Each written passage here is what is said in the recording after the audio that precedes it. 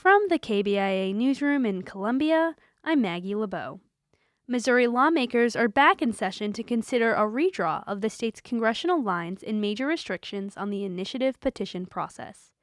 Jason Rosenbaum in Jefferson City reports on why the map that's more favorable to the GOP may be on a fast track. Republican lawmakers introduced legislation that would convert Democratic Representative Emanuel Cleaver's Kansas City-based district into a GOP-leaning seat. Republican Representative Richard West of St. Charles County is chairing a committee handling the redistricting bill.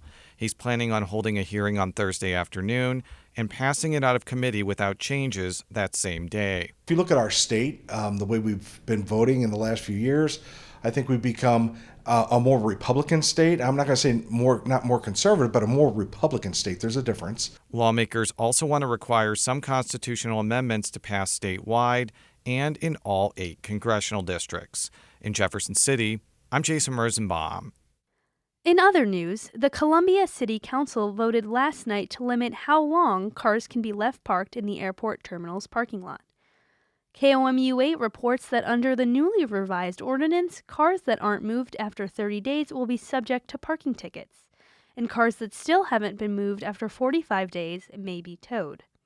The bill came after airport staff complained that the airport's free parking policy was being abused by people who were using the parking lot to store vehicles but weren't using the airport services. And Missouri Congressman Emanuel Cleaver, a Democrat, says he'll fight efforts to redraw Missouri's congressional map. Missouri lawmakers were back at the Capitol today to approve a new map that would split up the 5th congressional district, which currently includes most of Kansas City. Kansas City voters would be divided and lumped in with 3 mostly rural districts to eliminate a safe Democratic House seat. Cleaver says redrawing the map with no fresh census data is bound to be unfair. We're making a decision on the representation of people in our community without the intelligent data that we need to make an intelligent decision. Cleaver says that's one basis for challenging a new Missouri congressional map in federal court. In other news, Columbia residents can expect electric utility rates to increase by 2% starting October 1st when the 2026 fiscal year begins. The Columbia Missourian reports that last night the Columbia City Council voted unanimously to increase the city's electric rate. It will increase the utilities revenue by approximately $2.8 million. The rate hike is expected to address increased operation and maintenance costs.